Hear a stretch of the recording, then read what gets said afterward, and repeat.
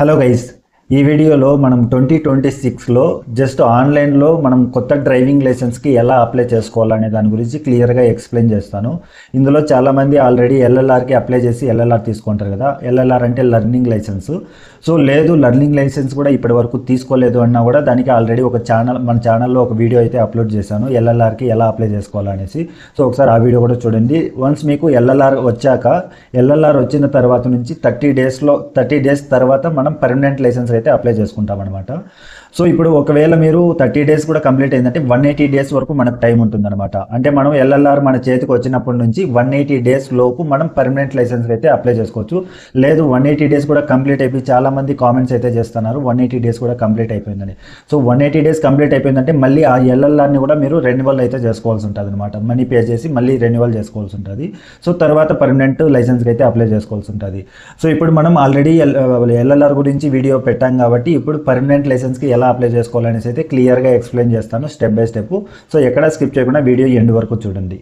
సింపుల్గా మీరు మీ మొబైల్లో గూగుల్ క్రోమ్ ఓపెన్ చేసి పరివాహన్ సేవ అనేసి, ఈ లింక్ నేను డైరెక్ట్ డిస్క్రిప్షన్లో ఇస్తాను. మీరు అక్కడ క్లిక్ చేసినా కూడా మనకు ఆటోమేటిక్గా ఈ విధంగా అయితే ఓపెన్ అవుతుంది అనమాట. ఇక్కడ మనకు ఒక పాపప్ అయితే వస్తుంది. సో ఇక్కడ సింపుల్గా దీన్ని క్యాన్సిల్ చేస్తాము. కొంచెం కిందికి స్క్రోల్ చేసామంటే ఇక్కడ మనకు చాలా ఆప్షన్స్ అయితే ఉంటాయి.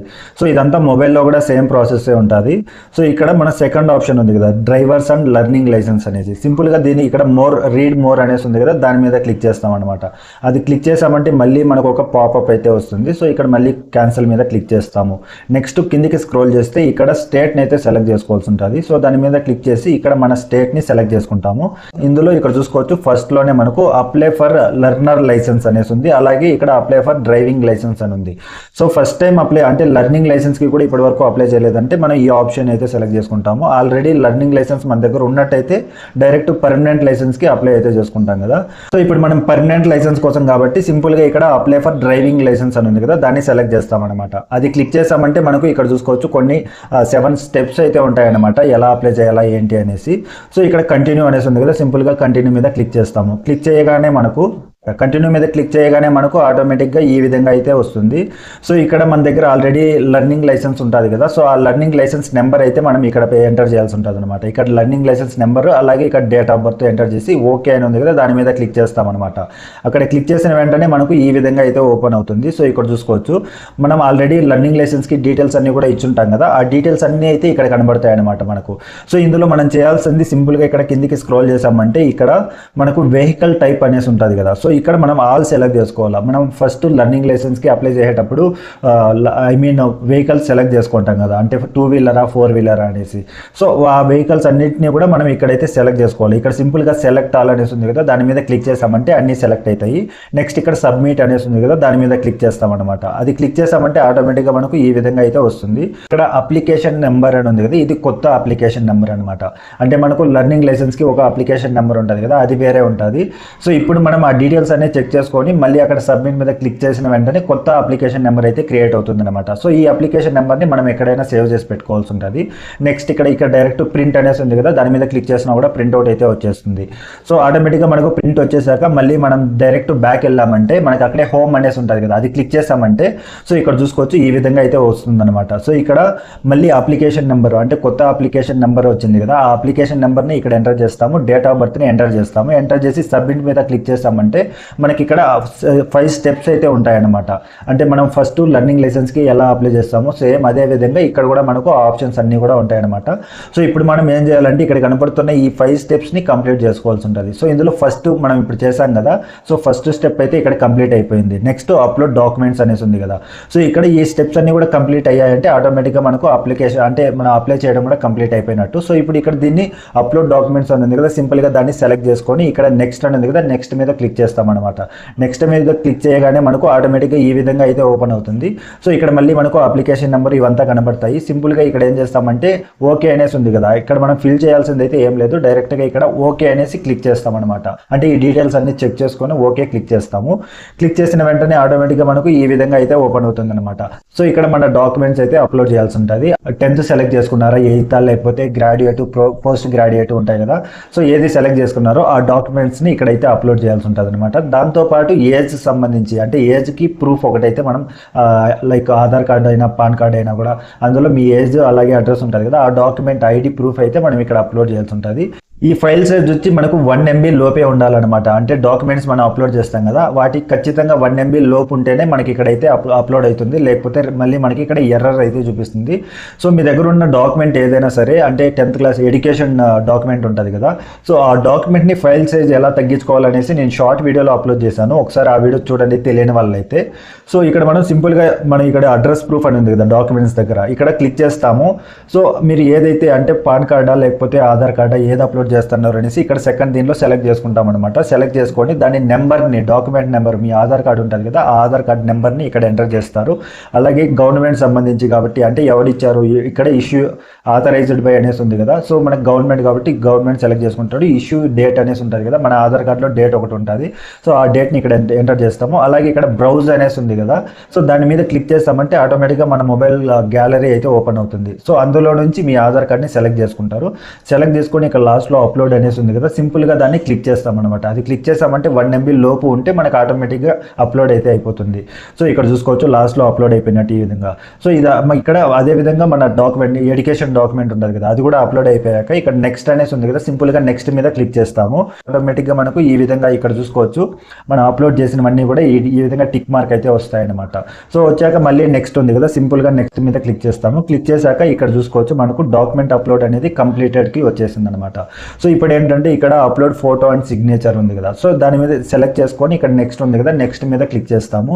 క్లిక్ చేసిన వెంటనే ఈ విధంగా వస్తుంది. దీనికి కూడా సేమ్ మనకు ఫైల్ సైజ్ అయితే 1 MB లోపే ఉండాలా. సో మనం అప్లోడ్ చేస్తే ఆ ఫోటో అవ్వచ్చు, అలాగే సిగ్నేచర్ ఉంటుంది కదా, అవంతా కూడా 1 MB లోపు ఉండేలాగా చూసుకోవాలా. సో సింపుల్గా ఇక్కడ మళ్ళీ మనకు బ్రౌజర్ ఉంది కదా, దాన్ని సెలెక్ట్ చేసుకుంటే మన మొబైల్ గ్యాలరీ అయితే ఓపెన్ అవుతుంది. అందులో నుంచి సెలెక్ట్ చేసుకుంటాం ఫోటో అలాగే సిగ్నేచర్. సో అయిపోయాక ఇక్కడ సేవ్ ఫోటో అండ్ సిగ్నేచర్ అనేసి ఉంది కదా, సింపుల్గా దాన్ని క్లిక్ చేస్తామన్నమాట. అది క్లిక్ చేసామంటే ఆటోమేటిక్గా ఈ విధంగా వస్తుంది. సో ఇక్కడ చూసుకోవచ్చు ఇక్కడ ఇన్సెర్టెడ్ సక్సెస్ఫుల్లీ, అంటే ఇక్కడ మన ఫోటో అనేది ఆటోమేటిక్గా ఇన్సెర్ట్ అయిపోతుంది అనమాట. సో సక్సెస్ఫుల్లీ ఇన్సెర్టెడ్ అనేసి వస్తుంది. నెక్స్ట్ మళ్ళీ మనం బ్యాక్ వెళ్ళామంటే ఇక్కడ చూసుకోవచ్చు డిఎల్ స్లాట్ బుకింగ్ అనేసి ఉంది కదా, సో ఇప్పుడు మనం దీన్ని కంప్లీట్ చేసుకోవాలన్నమాట. ఇక్కడ అప్లోడ్ డాక్యుమెంట్స్ కూడా కంప్లీట్ అయిపోయింది. డిఎల్ స్లాట్ బుకింగ్ ఉంది కదా, దాన్ని సెలెక్ట్ చేసుకొని సింపుల్గా నెక్స్ట్ మీద క్లిక్ చేస్తాము. నెక్స్ట్ మీద క్లిక్ చేస్తామంటే ఆటోమేటిక్గా ఇక్కడ చూసుకోవచ్చు ఈ విధంగా కొన్ని డీటెయిల్స్ అయితే ఆటోమేటిక్గా కనబడతాయి. ఆ డీటెయిల్స్ అన్ని కూడా చెక్ చేసుకుంటాము. చెక్ చేసుకొని అలాగే ఇక్కడ చూసుకోవచ్చు మన వెహికల్ టైప్ మనం అక్కడ సెలెక్ట్ చేసుకున్నాం కదా, ఆ వెహికల్ టైప్ని ఇక్కడ టిక్ మార్క్ అయితే చేసుకోవాల్సి ఉంటుంది అనమాట. అంటే ఇక్కడ సెలెక్ట్ చేసుకోవాల్సి ఉంటుంది, ఆటోమేటిక్గా కనబడతాయి. వాటిని మీరు కన్ఫర్మ్ చేసుకోవాల్సి ఉంటుంది అనమాట. కన్ఫర్మ్ చేసుకొని ప్రొసీడ్ టు బుక్ అనేసి ఉంది కదా, దాని మీద క్లిక్ చేస్తాము. అది క్లిక్ చేసామంటే ఇక్కడ చూసుకోవచ్చు మనకు డేట్స్ అయితే కనబడతాయి అనమాట. ఇందులో గ్రీన్ కలర్లో ఉన్న కనబడుతున్న డేట్స్ అవైలబుల్లో ఉన్నట్లు, రిమైనింగ్ అంతా కూడా మనకు ఆల్రెడీ స్లాట్స్ అయితే అవైలబుల్లో లేనట్లు అనమాట. సో ఇక్కడ గ్రీన్ కలర్లో ఉన్న వాటిని సింపుల్గా సెలెక్ట్ చేసుకుంటారు. అదేవిధంగా టైమింగ్స్ కూడా పక్కనే చూపిస్తుంది. సో మీరు ఏ టైంలో అంటే వాళ్ళు కొన్ని టైమింగ్స్ అయితే ఇస్తారు, ఆ టైమింగ్లో మీరు ఏ టైంకి అవైలబుల్లో ఉంటారు అనే దాన్ని సెలెక్ట్ చేసుకొని ఇక్కడ బుక్ స్లాట్ అనేసి ఉంది కదా, సింపుల్గా దాని మీద క్లిక్ చేస్తారనమాట. అది క్లిక్ చేసిన వెంటనే ఆటోమేటిక్గా ఇక్కడ చూసుకోవచ్చు మనకు కన్ఫర్మేషన్ అయితే అడుగుతుంది. సో సింపుల్గా ఇక్కడ కన్ఫర్మ్ టు స్లాట్ బుక్ అనేసి ఉంది కదా, దాని మీద క్లిక్ చేస్తామన్నమాట. అది క్లిక్ చేసామంటే ఇక్కడ చూసుకోవచ్చు ఈ విధంగా అయితే వస్తుంది. సో దీనికి మనకు ఒక అప్లికేషన్ లాగా ఒక ఫామ్ అయితే వస్తుంది అనమాట. ఇక్కడ సేవ్ యాజ్ పీడిఎఫ్ అనేసి ఉంది కదా, ఆటోమేటిక్గా ఇక్కడ సేవ్ యాజ్ పీడిఎఫ్ మీద క్లిక్ చేసామంటే ఆటోమేటిక్గా మనకు ఒక పీడిఎఫ్ ఫామ్లో ఒక డాక్యుమెంట్ అయితే ఓపెన్ అవుతుంది. మీరు అక్కడికి సెంటర్కి వెళ్తారు కదా, వెళ్ళేటప్పుడు ఖచ్చితంగా ఈ అప్లికేషన్ అయితే అంటే ఈ డాక్యుమెంట్ అయితే తీసుకెళ్లాల్సి ఉంటుంది అనమాట. సో ఇక్కడ సేవ్ యాజ్ పీడిఎఫ్ మీద క్లిక్ చేసిన వెంటనే ఆటోమేటిక్గా మనకు ఇక్కడ చూసుకోవచ్చు స్లాట్ బుక్ కూడా కంప్లీట్ అయితే అయిపోయింది అనమాట. నెక్స్ట్ ఫీ పేమెంట్ అనేసి ఉంటుంది. సో ఈ ఫీ పేమెంట్కి మనం సింపుల్గా దాన్ని సెలెక్ట్ చేసుకుంటాము. నెక్స్ట్ ఉంది కదా, నెక్స్ట్ మీద క్లిక్ చేస్తాము. క్లిక్ చేసిన వెంటనే మనకు ఇక్కడ చూసుకోవచ్చు click here to continue payment అనేసి ఉంది కదా, దాన్ని క్లిక్ చేస్తామన్నమాట. అది క్లిక్ చేస్తామంటే ఆటోమేటిక్గా మనకి ఇక్కడ చూసుకోవచ్చు application number, date of birth అయితే అడుగుతుంది. సో ఇవి రెండు కూడా ఎంటర్ చేస్తాము. అలాగే ఇక్కడ మనం వెహికల్ సెలెక్ట్ చేసుకుంటాం కదా, 2 వీలరా 4 వీలరా అలాగే హెవీ వెహికల్స్ ఉంటాయి కదా, సో మనం సెలెక్ట్ చేసుకున్న వెహికల్స్ ఏవైతే దాన్ని బట్టి మనకు పేమెంట్ మారుతూ ఉంటుంది అనమాట. సో మీరు జస్ట్ 2 వీలర్ 4 వీలర్ పెట్టుకున్నారు, 4 వీలర్ అంటే అందులో కూడా లైట్ వెయిట్ అనేసి ఉంటుంది. సో అవి పెట్టుకున్నారంటే 150 అయితే ఉంటుంది అనమాట. టోటల్ 300, ఛార్జెస్ 350 రూపీస్ పే చేయాల్సి ఉంటుంది. అంతకు మించి ఇంకా అక్కడ ఉన్న వాటిలో సెలెక్ట్ చేసుకున్నట్టయితే మనకు అమౌంట్ అయితే పెరుగుతుంది అనమాట. సో ఈ విధంగా మీరు సెలెక్ట్ చేసుకున్న వెహికల్ని బట్టి పేమెంట్ అయితే మారుతుంది. ఇక్కడ సింపుల్గా పే నవ్ అనేసి ఉంది కదా, దాని మీద క్లిక్ చేస్తాము. అది క్లిక్ చేసామంటే ఆటోమేటిక్గా మనకు ఈ విధంగా అయితే వస్తుంది అనమాట. సో ఇందులో చెక్ చేసుకొని డీటెయిల్స్ అన్ని కూడా చెక్ చేసుకొని ఇక్కడ ప్రొసీడ్ ఫర్ పేమెంట్ అనేసి ఉంది కదా, దాని మీద అయితే క్లిక్ చేస్తాము.